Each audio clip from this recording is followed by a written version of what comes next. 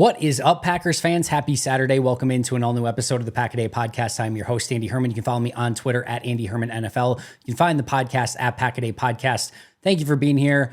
No, we're still coming off a loss to the Lions. I know there's still a lot of thoughts of what went wrong, what went right, how important was this game? Was this a sign that Green Bay is not ready yet? Is it going to have to wait till 2025? Is this a sign that Green Bay is ready to compete? A lot of different views. This is basically a Rorschach test for, I think, a lot of different fans with where they're at with this team right now. What I want to do today is take a look at some of the weaknesses that, in my opinion, Detroit exposed. And we're going to go over why it's important that we review those, what they can do to fix it, and what Green Bay really needs to do over these next 4 weeks to get to the point where maybe some of these weaknesses can be a bit mitigated. Now, before we get there, I want to tell you about my friends at Habush, and Rotier. We know that the Packers have an elite injury recovery team, helping players safely find their way back to the field. If you are injured after an accident, you'll need a team of qualified and experienced personal injury attorneys to champion your cause.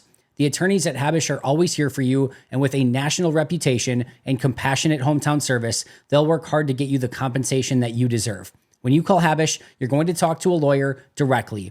Super simple. Their number is 800-242-2874 or 800-2HABUSH. Of course, you can also visit their website at habush.com. Habush, Rotier, national reputation, hometown service. Now, before we get into those weaknesses, I want to say a couple things here. Number one is some of these we have either known or we've had an inkling about for some time. Is, maybe when Green Bay gets against tougher competition, are some of these things going to expose themselves? Some of these we sort of, like I said, kind of knew about a little bit already, but maybe it brought it a little bit more to the forefront. Number two, in no way is this the final chapter, the final story. These are not written in stone. These are not flaws that Green Bay has to bear, carry with them and have burden them for the remainder of the season. They can overcome them. They are allowed to get better. They are allowed to work on them through the final part of the season and make them so that they're either not flaws or that they can play to their strengths and hopefully try to mitigate some of these flaws, that they don't come up as often in games that they face really good opponents, which of course they're going to have to do when they get to the playoffs. This is not the final story. All right. They can still grow from this. Number three, the Packers lost by 3 on the road to arguably the best team in football. Number one, there's not a ton of shame in that, right? Number two is we don't have to panic. We don't need to overreact. The sky is not falling. Like they were this close to going on the road and beating the best team in football. In a huge game, they went blow for blow. Detroit got the better of them. But they're not super far off here, right? We're not talking about a team that just lost 42-0 and we have to go back to the drawing board and be like, oh my goodness, like this is going to be, this is going to be some heavy lifting and they're going to have to revamp a ton of things. We're not trying to, completely renovate this team. It's just a couple fixes here and there that can make you better against opponents like the Detroit Lions, but we don't need to overreact. Number 4, this is not meant to be doom and gloom. It's important to look at the flaws so that you can own it and address it and get better at it. And I think, just us as fans, it's important to know what these flaws are so we can watch for them, so we can look for signs of improvement, or we can look for signs of saying like, hey, these things do not seem like they're getting better. And we're going to have to watch them as playoff time comes around to see if teams are looking to consistently and constantly expose some of these weaknesses. But it's not meant to be, again, a final be-all, end-all or a doom and gloom. We're just looking at the things that they need to improve upon over the final course of the season. And that's the final thing here is, this is the time, right? In these final 4 regular season games, where quite frankly, not a ton is at stake. You probably want to do everything you can to avoid that number 7 seed. You'd like to get a playoff spot clinched sooner rather than later. But right now, there's not a ton on the line. You probably need to win 1 more game of your final 4 in order to get a playoff berth. You probably need to win 2 to avoid that number 7 seed. But right now, it is time for growth. It is time for reflection. It's time to figure out how you can continue to get better week in and week out so that you are playing your best football come January. But now again is the time to learn all these lessons. I mean, ideally, you would have learned them in training camp and preseason so that you would have been ready, but that's not generally how these things work. So let's get to them. What weaknesses did Detroit expose or bring more to the forefront, or even kind of put a little bit of a game plan together for future teams that are playing Green Bay that say, hey, all right, Green Bay struggled with some of this stuff. How can we take advantage of the same things? Number 1, and this is a great example of, hey, Detroit exposed this, but maybe not every team is going to be able to expose the same thing. and that's toughness and physicality. Now, I will go a very long way in arguing that Green Bay, from a toughness and physicality standpoint, has taken a pretty significant step over the course of the season.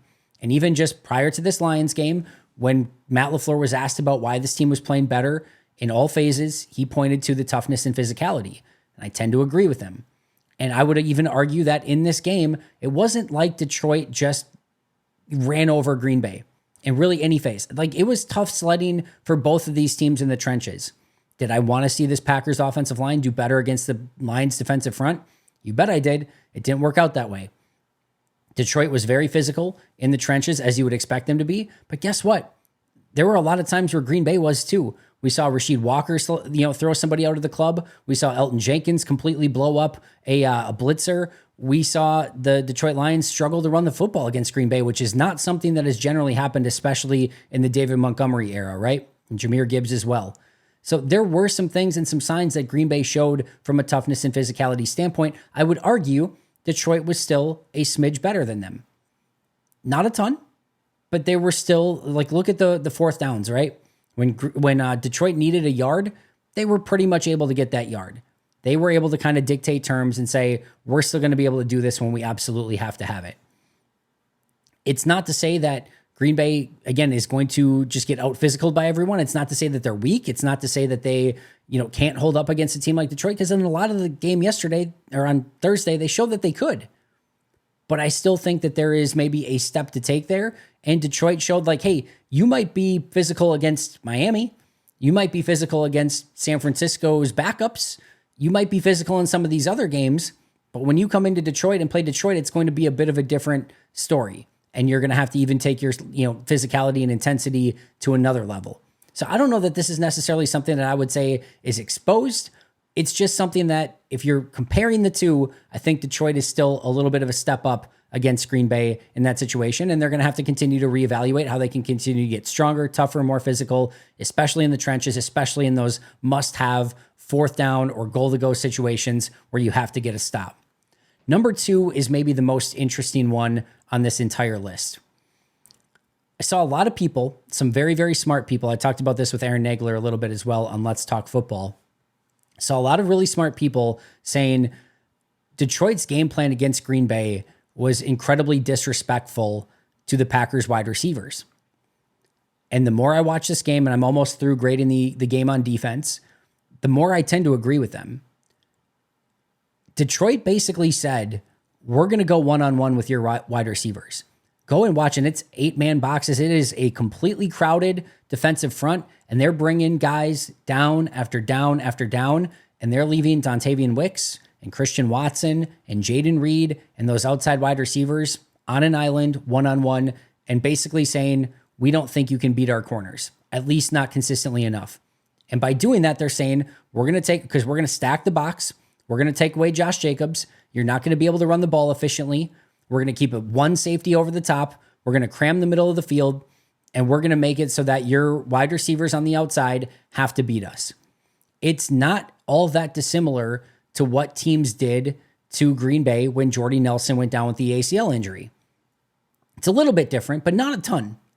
They crowded the box, a lot of single high deep safety to make sure that there was somebody patrolling that final end of the field so that they weren't giving up those huge explosive plays, playing press coverage on the outside, making it so that those wide receivers really struggled to get off of coverage. And in the meantime, bringing a ton of pressure on Green Bay, clogging all the run lanes, making it so you couldn't easily run the ball, make it so that you always had pressure, and it was up to the wide receivers to win on the outside. There were times that they did. Christian Watson on the deep ball down the field, just blowing by Carlton Davis.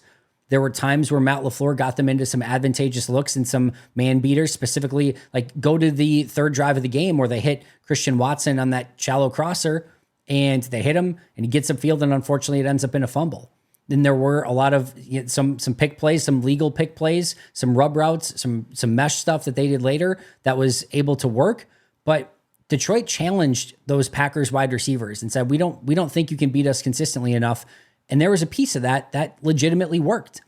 Now, Green Bay still put up 31 points. Some of that was due to some short fields that they got off the Keyshawn Nixon turnover and the turnover on downs. But I am very interested to see if, even going into Seattle next week, if they don't kind of try to copy and paste a very similar approach, drop that extra safety into the box, bring a ton of pressure, stop the run, and make the wide receivers win on the outside.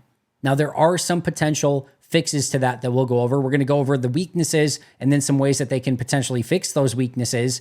But it was intriguing. It was very, very intriguing to see how Detroit played this game. And I think it was born out of necessity, because I don't think Detroit felt like they could just go coverage and get there with 4 guys. They didn't in the first matchup. Green Bay just did a really poor job of taking advantage of it. And now Detroit was even more beat up front. So they basically said, screw it. We're just going to bring everyone, and we're going to trust our guys that we do have healthy. Carlton Davis, Terry and Arnold, that secondary, Brian Branch, and Kirby Joseph. We're going to trust those guys to cover. That's going to be our strength. We're going to bring everyone else, and we'll live with the results. And there were some times where it really, really worked. So it's an interesting one. I'm very intrigued to see how other teams try to maybe emulate that, and if Green Bay can have a better plan for it moving forward. Number 3 is another interesting one, and that is Josh Myers. Now, the first thing I will implore you to do is go out on Kirk Benkert's Twitter and read some of the, he talks about, he puts out a post and a video of some of the situations that Josh Myers was put in, specifically on the play where Jordan Love had the blow to the head. He does a great job of pointing out how the play clock was winding down. They took a long time for Green Bay to get in the play call and their personnel. Time is running down. It's like 1 or 2 seconds left on the play clock. And Josh Myers is having to snap the ball. They've got a defensive tackle right over him. I mean, right over him, basically like in his face. And what's happening is because the clock is winding down, the center or the defensive tackle knows that, and especially again, knowing that Green Bay's in a silent count, they're going against Detroit on the road. The center in this situation is going to have to go on his first move because there's only a second or 2 left on the play clock. So the defensive tackle is right over the center. The first move of anything by Josh Myers, that defensive tackle is going because he knows they have to, or they're going to get a delay of game. So because of the late call, because of the late personnel, because of the play clock is winding down, they're in Ford Field. It's all loud. They're have to going on a silent count, right? As soon as Josh Myers makes any sort of movement whatsoever, that defensive tackle is up out of his stance. The ball gets to Jordan, and the defensive tackle is already between the guard and the center before the center can even get up out of his stance. So there were some situations in this game where Josh Myers was not put in advantageous situations to be successful. I want to be very clear about that. That being said, Josh Myers also struggled mightily in this game. And while I don't want to overreact to anything, it's one game, right? If you listen to my grades video from a few days ago from Packers Dolphins, one of the things that I noted, Josh Myers was one of my lowest graded players last week, was that we were starting to see some bad habits and some 2022, 2023 Josh Myers sort of start to rear its ugly head.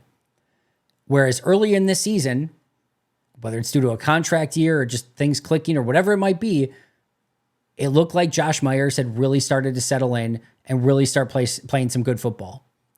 And I was pretty excited about where Josh was up until really the point where he got hurt, kind of, I want to say week 7, 8, somewhere in there.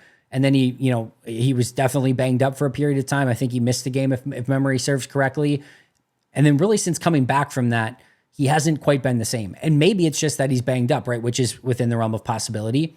But where at the beginning of the year, you were for really the first time ever seeing a consistency with Josh Myers that we just had never seen in his career. Like he was going down in, down out, not having these lapses, not having these moments where you're just like, oh my God, Josh Myers. Like he was playing legitimately good football. And I know Green Bay loves him for the checks and the calls at the line of scrimmage and getting everyone aligned correctly. There's a lot of intangible stuff that unquestionably Josh Myers brings to the table. And that's important stuff, but you still have to be able to go out and do your job. All right? Because otherwise, all that other stuff, it's great, but if you can't go out and perform at a high enough level, it all goes out the window. Early in the year, I legitimately thought Josh Myers was playing the best football of his career. Not last year when Green Bay was trying to tell us that, but earlier this year, I really thought he was. As of late, it hasn't been that way, and this was his worst performance of the season. PFF gave him a 0.0 pass blocking grade. Now, that seems very harsh. I don't view it that way. There was definitely some good pass blocking reps on tape, sincerely, but it was not a good game from Josh Myers. And you sort of go over the potential weak link on the line. Really like the way Sean Ryan's playing right now. Rasheed Walker has been pretty solid. Elton Jenkins is good. Zach Tom is good. Josh Myers kind of ends up being that weak link if we start seeing this version of Josh Myers pop back up.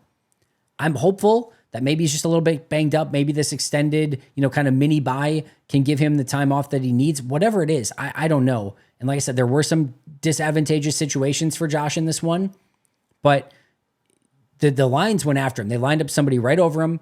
They really forced him to make quick decisions, get up out of his stance quickly. He did not do well in the run game. He did not do well in pass pro. It was just a really poor performance from Myers. And this is something that we've seen in the past. We are in year 4 of the Josh Myers experience at this point. And this is probably just what it is. I'm hopeful, again, fingers crossed, all things, equal. I'm very much hoping that he can play like he did earlier in the season. We get back to seeing that Josh Myers, because it was really fun. It was awesome to watch. But these last, I would say month-ish, it's gotten back into some bad habits and some real inconsistencies up front. And I thought Detroit did a great job of exposing that. Does Green Bay have an answer for that? Tough to say. Middle of the field. Saw it against Miami. Saw it against this past week against Detroit. Now, there are reasons for this. And some of the other issues that are going on that we're going to talk about in just a moment lead to this middle of the field being so soft and open. One of the things that really needs to happen is your linebackers need to do a better job of getting depth in their zone coverage. They are too shallow. They are not deep enough. And they are allowing stuff over their head, which leads to some of those explosive plays. You want to keep everything in front of you in those situations. And obviously not everything, there's going to be players behind you, but you need to get deeper so the quarterback is less likely to try to throw it over your head, because you're going to get enough depth where maybe you pass, or, bat it down or tip it up or whatever it might be, or maybe just get a pick. You want to keep it, the check downs in front of you. If they check it down, great. You can go and make that tackle, rally to the football, maybe try to punch it out, whatever it might be, or maybe that ball gets tipped up and you can get a pick that way. But they need to do a better job of getting depth. They need to do a better job in man-to-man coverage and just understanding where these wide receivers and tight ends are trying to sit down in some of these zones. Isaiah McDuffie's been really, really rough the last 2 weeks in coverage. Getting Edgerrin Cooper back could definitely, I think, help here in a very significant way. But the middle of the field has been a pretty significant issue. And one of the reasons that it has been an issue is another one of the weaknesses that we saw in this game was the outside corner position. And when you have to keep those extra safeties over the top because you don't trust your corners on the outside quite as much, it makes it so that you can't a lot of times drop that extra safety into the box and clog that middle of the field up. And then it leads to your linebackers being in disadvantageous situations. When you don't have Edgerrin Cooper out there, you all of a sudden now have Isaiah McDuffie in nickel where you don't really want him in some very disadvantageous coverage situations. And then so much so that they basically stopped putting him in coverage and blitzed him instead of Quay Walker, even though Quay Walker is the better blitzer, because they couldn't trust McDuffie to be the lone guy in coverage. It just created this sort of domino effect where you thought you had this foundation built and now one piece fell out and it just topples over because that one domino falls down and all of them follow after it. So the lack of corner talent on the outside, with Jair being out specifically, leads to the safeties having to play over the top because you're not trusting those guys one-on-one on the outside, which leads to the middle of the field being open. Add on top of that the injuries, and now Isaiah McDuffie's got and it just starts falling apart piece by piece. You get Jair Alexander back, you feel more comfortable with your corners on the outside, then you can drop that safety into the box. The safety closes the middle of the field. Your linebackers aren't put in as many disadvantageous situations, and everything starts making a bit more sense. But right now, Jeff Hafley is playing, sort of a whack-a-mole game of you hit one mole down and two more pop up because you're making sure that they're not getting those explosive plays, but now the middle of the field's open. And you're making sure you're covering for, Carrington Valentine and Eric Stokes, but now Isaiah McDuffie's in a bad spot. So you drop that safety down, give those guys some help, and now all of a sudden the outside wide receivers are in advantageous situations against the corners. It's not a perfect scenario out there for him right now, meaning Jeff Hafley. Hopefully getting some of these guys back, I think, will do wonders, but that was not the situation against Detroit. And if Jair Alexander does find himself out in the playoffs, you're going to have to find a solution to that issue. And it's not an easy solution to find an issue to in December in trying to find a new body at that spot, right? It's not an easy one. Next one is strong starts. This is again something that reared its ugly head in this one. And this is one of those ones that we've had an inkling of it, right? 28-0 to Minnesota, 24-3 against Detroit. And now they get down, 17-7 at halftime in this one, 7-0 right out of the gate. Green Bay has not come out strong in these NFC North games. They were even down 13-7 to Chicago. We saw how valuable that it is when they can get out to that strong start. We saw it against Miami. We saw it against San Francisco, and it's just a night and day difference. They took control of the game early, and they never looked back. Put Miami and San Francisco in those really difficult situations. Completely flipped the script. Now, Minnesota, Detroit, Philly, tougher teams than those teams that we just mentioned where Green Bay got off to the strong start. It doesn't necessarily have to be that you're up, 21-0 or something. It can just be that you're not down 24-3, that you're even, that you're staying toe-to-toe with them until you kind of settle into the game a little bit. I thought Green Bay looked tight and just unsure of themselves at times to begin this game, which is very unlike them, and they've got to get that figured out. But they need a stronger start to some of those games to make it so that they are not getting behind and now having to work their way back into just tying the game or take a 1-point lead or whatever it might be. And then Detroit is still able to do everything on offense because that game is close. If Green Bay's up by 14 points, 10 points, or again, at least not down, it makes it so that Green Bay's offense is in a better spot and Detroit's offense has to work a little bit harder in that situation.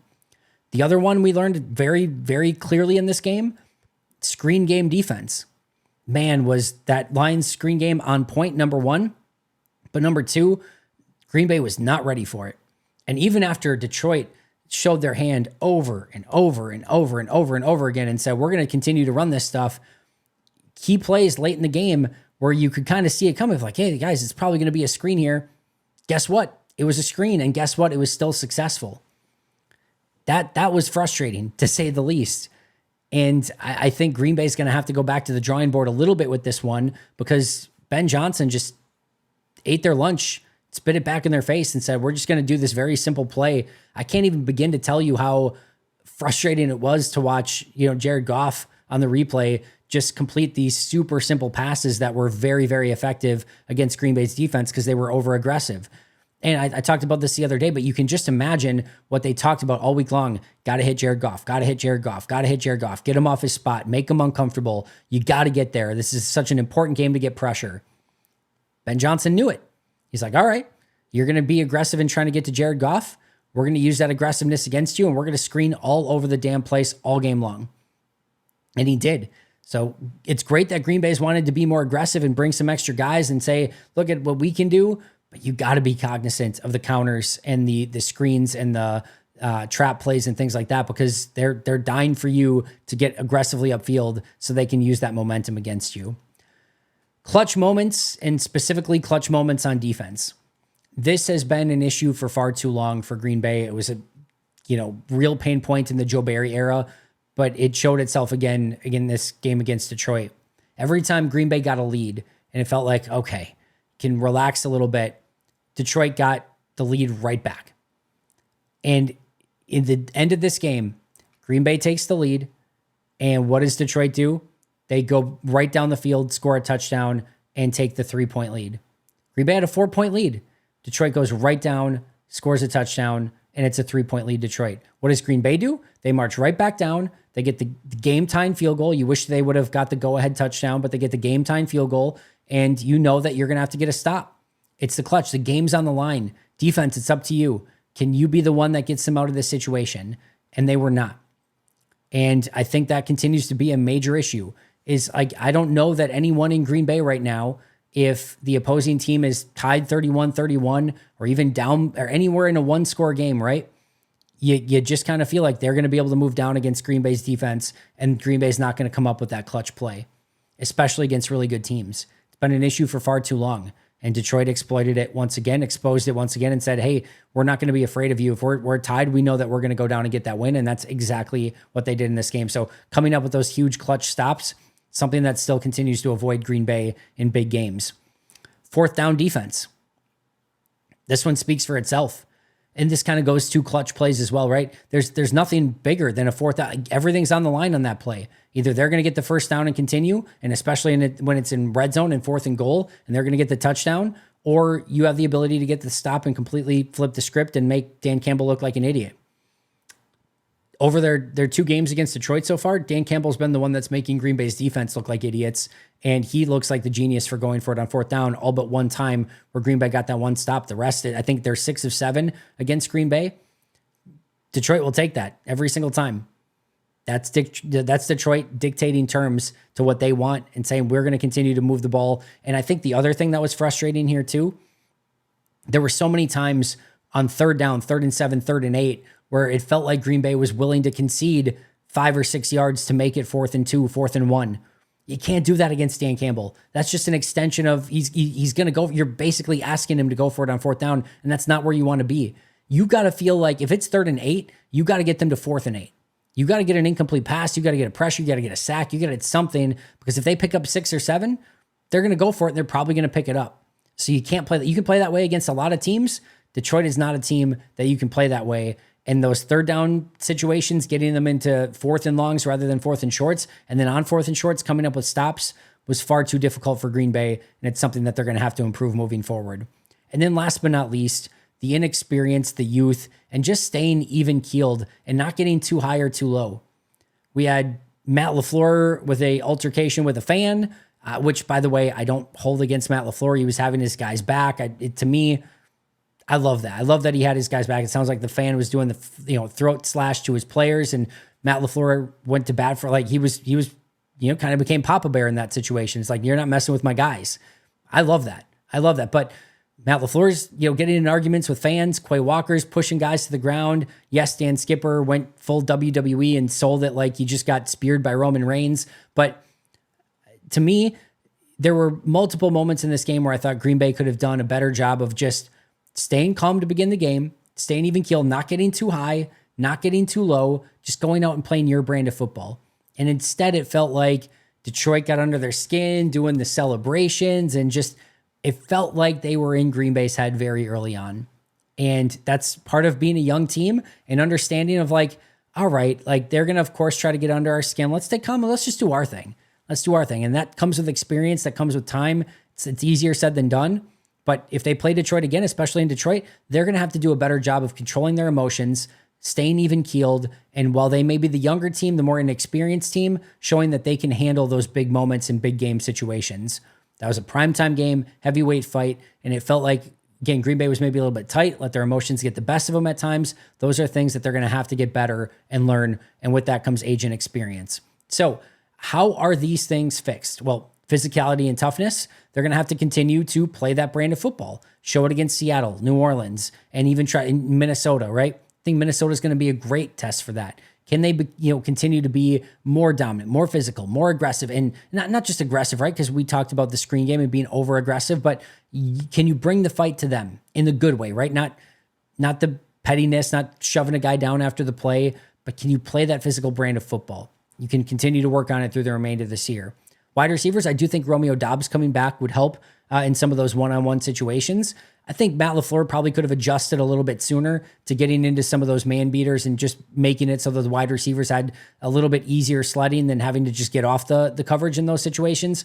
He eventually went to more, condensed formations and went into some 3 wide receiver bunch sets and some motions and things like that. Just took him a little bit too long to get there. But in clutch moments where you have to go one-on-one against good corners, it's also going to be paramount that guys like Wicks, Dobbs, Reed, Melton, whomever, do get off of those corners, regardless of how grabby or whatever they are, and that you're making those plays. And Green Bay just didn't do quite a good enough job of that against Detroit, but I think it's fixable. Josh Myers, some of the stuff that Kurt Benkert said, get the play call in faster, allow so that your silent count has a couple different options that you can look up a couple times and they can't just tee off on you. That's going to make Josh Myers' job easier. And even if you do make it easier and he's not performing, well, then you have to look at, is there a better version of that offensive line that's out there? Do you want to move Elton inside? Do you want to do something different? I don't think Green Bay is going to go in that direction, and I'm hopeful that Josh can bounce back, but Josh needs to play at the level that he was earlier this season. Middle of the field, Hopefully getting Jair Alexander back on the outside settles that corner room, meaning you can bring that safety down more often, meaning that you can close the middle of the field a little bit more. Hopefully you get Edgerrin Cooper back. That takes care of that middle of the field a little bit more as well. Then you have Quay and Cooper that are that really nice tandem where either of them can blitz, either of them can cover, and you don't have one guy that can't cover, so he has to be the blitzer. Just think that's going to be a better tandem and help you in the middle of the field as well. Outside corner, we just talked about. Hopefully getting Jair Alexander will fix that one. Getting off to strong starts in games. I don't have a perfect answer to that. I think sort of number 10 though, of like just gaining more experience, understanding that these are going to be long games, big fights, and don't get too ahead of yourself. Just run your offense, run your defense. Don't try to do too much. Do your 1/11th. Have that calm, even-keeled approach, and hopefully they can get off to stronger starts and not be a double-digit deficit against Detroit both times and Minnesota and very, very early in these games. Screen game, again, not getting too aggressive, making sure that a guy is dedicated to the running back or tight end and just kind of keeping an eye on some of those screens. There's a lot of things that defensive coordinators can do. But like I said, they're going to have to go back to the drawing board a little bit and figure out a way that they can mitigate those screens and not make them, where the team can just spam them the entirety of the game and you have no answer for it. That is an unacceptable aspect. Clutch defense, that's nothing that you can, like, you just have to go out and show it and do it. There's no anecdote. There's no anything that I can just say and be like, yep, this will do it. You just got to go do it. In clutch moments, you have to have your heart rate stay calm and you just have to go out and perform your duties. And Green Bay has not done a good enough job of that. I wish I had an easy button that just fixed it, but you got to prove that in big games. And they may not get another one of those truly until playoff time.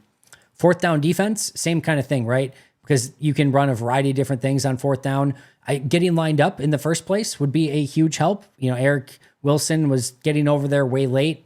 Detroit did a great job of putting Amon-Ra St. Brown in the backfield and Jahmyr Gibbs at wide receiver, and it just kind of messed with them. And then they went tempo as well, which really messed with them. But getting lined up would certainly help you in those situations. And then experience, they just gained some. They gained some by losing that game to Detroit. They'll gain more experience over the course of the next 4 weeks. Just keep stacking that experience, keep learning, keep getting better. And like I said, that's what these next 4 weeks are truly for. They have 4 games left. Seahawks, Vikings, both going to be solid tests. Now's the time to fix these issues, correct the flaws, make them so that they're not these easily attackable things by really good teams like Detroit. If you can clean some of this stuff up, Green Bay really will have the ability to take a significant run in the playoffs. And maybe, who knows, the sky's the limit at that point, right? Right now, again, is the time to prepare because your final exams are coming up in a month. You're going to have a variety of different tests. You don't know what to expect. You don't know what team you're going to have to play. But those tests are coming up. Those exams are coming up, and they need to do the study now, the self-scout now, and figure out how to fix these issues now so that come January, they won't be an issue, and Green Bay can maybe even use these as strengths or at least mitigate any level of major weakness that Detroit showed that you can exploit if you do the right things at the right moments. That is going to do it for me today. Thank you so much for joining me. I always appreciate it. Hope you enjoyed the show. If you did, make sure to like, subscribe, comment, do whatever you can. Even if you didn't like it, please make sure to like, subscribe. Well, maybe don't comment, but still give it a thumbs up if you'd be so kind in your heart. Appreciate you a ton. Shout out to our Hall of Fame and All-Pro members, Most Hated Minnesota, and PJ Wynn, John Wild, Brandon Paletta, Jennifer Wright, Boom Handel, Donald Lee, Lori Lord, Baby QB, Dave McCluskey, Donald Decker, Alex Wong, Arnaldo Espinoza, Peter Ritaka, SoCal Pack, Jay Zimmerman, B. Brown, Puerto Rican Packer, Dan Gassford, Step Keat, Love and Football, Dylan Pat Scott, and Bobby Santoro. I will see you guys right back here tomorrow. But until next time, and as always, go Pack Go.